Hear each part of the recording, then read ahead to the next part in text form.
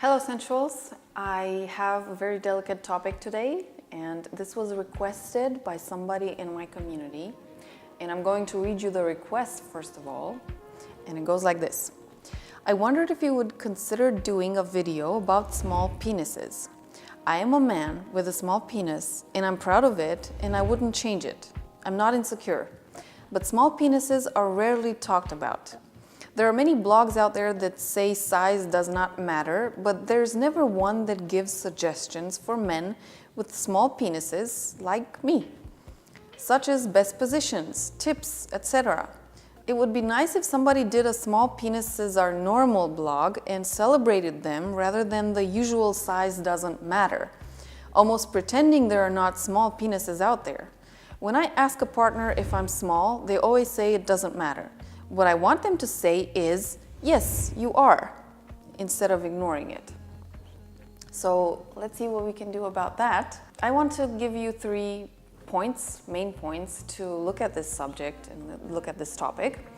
And the first of all is to understand where our human bodies are and how to interact with them. The most important thing here and the most normal thing here is to understand that bodies come in all sizes. It's not just with men, it's also with women. And the fact that men worry about their size, whether justified or not, so the fact that they worry about their penis size is the same thing as women worrying about their breast size, whether it's justified or not. So as long as we understand that these things are normal, and as long as we speak about them as they actually are, so in truth about them, then that's the first sign that we're on a constructive path here in our sex life. And as long as we speak this obvious truth from a place of understanding and appreciation and respect, and we don't hide, we don't fear, we don't have shame about it, or we're not ashamed of the other person's shame or fear or whatever, so we speak in light here, then again, this is another sign that we're on a good path when it comes to our sexual life. Now, if you are a man who's watching this and you have a small penis as well, just as the man who asked for this video, then I do hope that you will have the courage somehow to approach this in a different way, and I hope that you will have the confidence that women come in all sizes as well. And another thing that I do hope is that in the future, when sex technology will improve and our dating and mating apps will help us find compatible people also related to our bodies and our needs and preferences and shapes and whatever. So until that happens, I do hope that you have the courage or the self-esteem to approach this subject right from the beginning. Right from the beginning, not as in the first date, but in the first stages of your relating to a certain partner. Simply because what makes a lover skilled and masterful or good at everything is not their physical endowment, but more so the way they speak about this, the way they know their territory, what works for them, how it works, and the way they know the other person's territory, how their body is, what it reacts to, how it works, where it doesn't work, and so on. So, you know, we're more than just our bodies, first and foremost. Secondly, I want to empower men with small penises to have more confidence overall. Now, why is that? I want to assure you, as a human being also, not just a sex coach, that there's more to size, and there's actually more to good or great sex than just the size of our genital organs. It's about our personality, it's about the emotions that we mutually share, it's about the atmosphere that we build, it's about the way we show up in intimacy, it's about the way we honor our bodies and the bodies of our partners, and the way we honor the moment. All of those things matter. It's not just a physical endowment. Now, it's as plain as that, and I think people who seek only for lovers that have big sizes, well, wait until you get to step number 3, but I can assure you that there's more to just the physical endowment.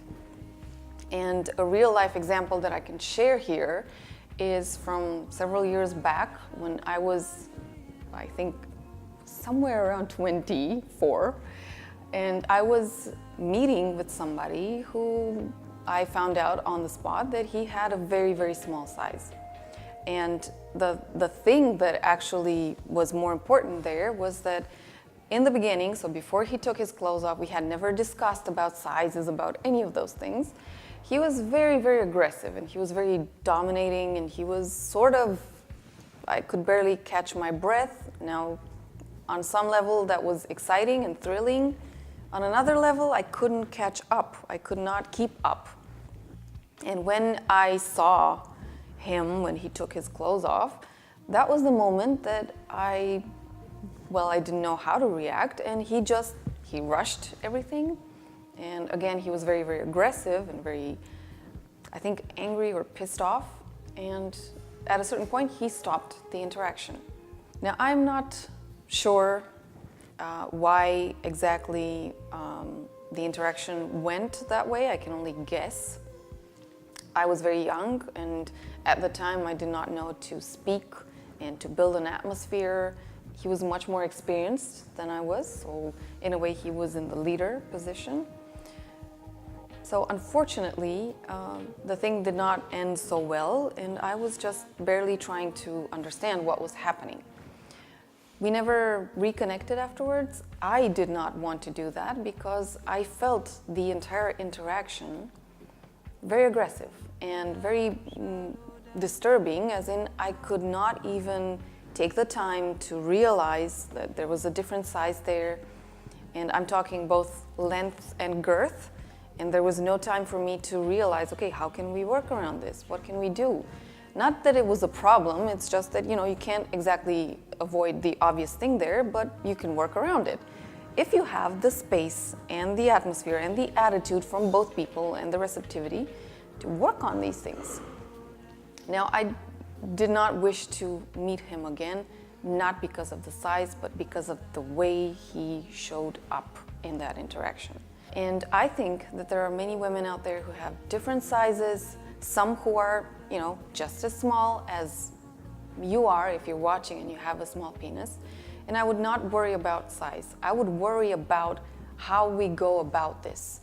Are we open? Are we willing to work around this, physically, logistically?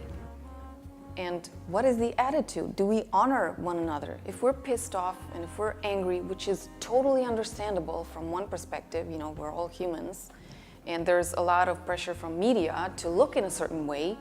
And as I began, it's the same thing with women and their breast size. The most important thing is how we work around this. So if this story will give anything to you, well, I hope to share this with you. I, for one, do not think that an angry or pissed off partner is ever going to build something that is worthwhile. So instead of worrying about your size, what about worrying, if you want to worry about something, logistics? How do we work around this? And this leads me to step number 3. The third thing that I want to talk about is, the logistical part of it. So let's talk about sizes. First of all, the first time I ever really encountered a detailed explanation of this was in the Kama Sutra. Now, in the Kama Sutra, they speak about sizes in penises and in vaginas. Well, they call them lingams and yonis. And they also give names to these sizes. So in men, a small penis is called a rabbit, a medium penis is called a bull, and a large penis is called a horse. And for women, a small vagina is called a deer, a woman with a small vagina, obviously. A medium vagina is called a mare, so the female of the horse. And a large vagina is called an elephant. Now, when I was talking to some of my lady friends and I spoke to them about the sizes, one of them commented, "Wow, that's so flattering to hear, if you're a woman and you're super large, to hear that you're an elephant, that's gotta be so flattering. Who would read Kama Sutra after this?" And I said, I know, it's kind of insulting, but still. They just gave these names, and in the Kama Sutra, they also go in the topic of who is compatible with whom. So we're talking logistics here, sizes. And the way they obviously recommend it is that each size, small with small, medium with medium, large with large, that's the ideal combination, obviously. But in life, we don't get to choose that. You don't choose your partner according to their genital size, although it may be a good idea in the future. But they also suggested to go just one size away from you. So if you're a person with a small size, you obviously go for the smaller size, and you can also go with people on medium sizes as well. But there are some tricks to adjusting these sizes. They never recommend going up 2 sizes. So a small person with a large person, it doesn't work. It doesn't physically function, and there's no way you can go about this. If you're a large person, obviously you go with the large people and also with the medium people, so one size away from you. And guess what? If you're average, so the medium, you have access to everybody, basically. This is the good part, in terms of recommendations, but you also have to take into consideration that small, there are multiple ways of being small. You can be small in length, you can be small in girth, you can be small in both. And while somebody can be small, like in, 5 centimeters, I'm sorry, I'm European, so I'll use centimeters. So 5 centimeters or 10 centimeters, somebody can be medium with 15 centimeters or 18 centimeters and so on. You kind of measure those when they're in erection, or when a woman is, I'm not sure how you measure a woman's vagina, but anyway, that's another topic. So take into consideration that these are just guidelines. Like in real life, you will have to look at yourself and your partner and see, does this work? Does this not work? So in terms of matching sizes. Now, how do you go about when you're in a different size category? According to Kama Sutra, because I'm still here, there are some things that you can do. First of all, you can adjust, obviously, the woman's opening. So the vaginal opening can be adjusted according to positions. Now, one position, obviously, is where the woman is penetrated from the back, and this makes it a little more narrow, a little bit, not too much. Again, we're not working wonders here. Also, if the woman is holding her feet really close one to another, so feet closed, the vaginal opening is also much more tight. Or if the woman is holding, so you're in a different position, let's say you're standing against the wall. This position, standing in feet, whether from the front or the behind, is also a rather narrowing position. And you can also adjust sizes with this. And another thing that you can do while lying down, the woman holds one foot, elongated, like straight out, and the other one is lifted, whether lifted up or around the partner. So the vaginal opening is not as wide because one foot is being held down. Now, you can play with these variations, and I would also encourage you to either read the Kama Sutra book and look at the logistical part of this, and also download a Kama Sutra app, and you can find those on, the app stores. And you can look at any positions where the feet are either close one another, the woman's feet again, or one foot is straight and the other one is half open, or anything in the area that will make the vaginal opening also much smaller.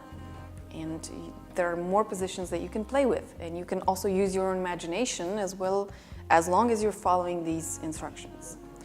Now, about condoms, because this is another thing.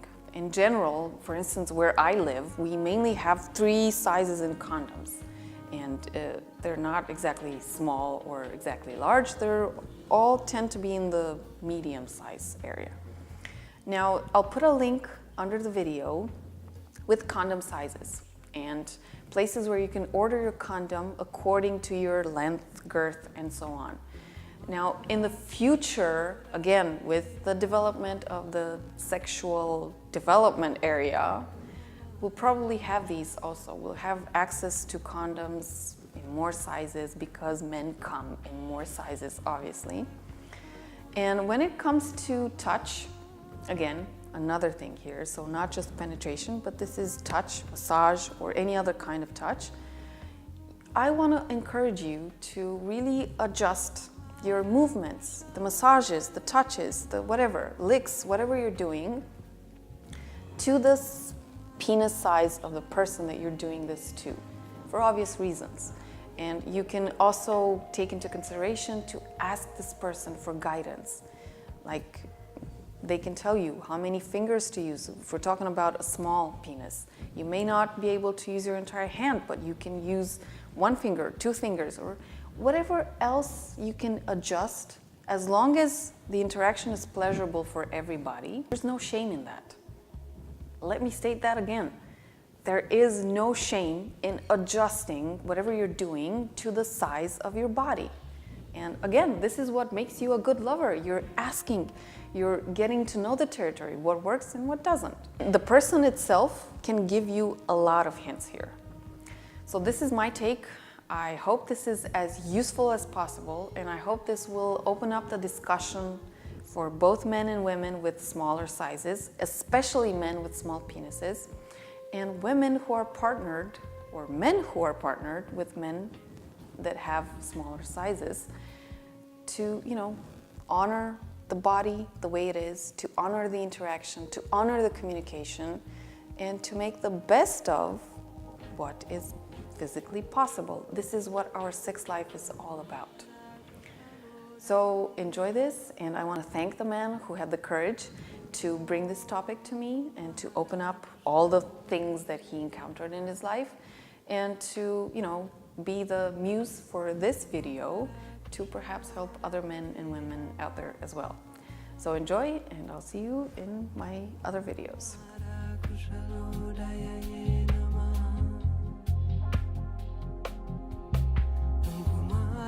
Kushalodaya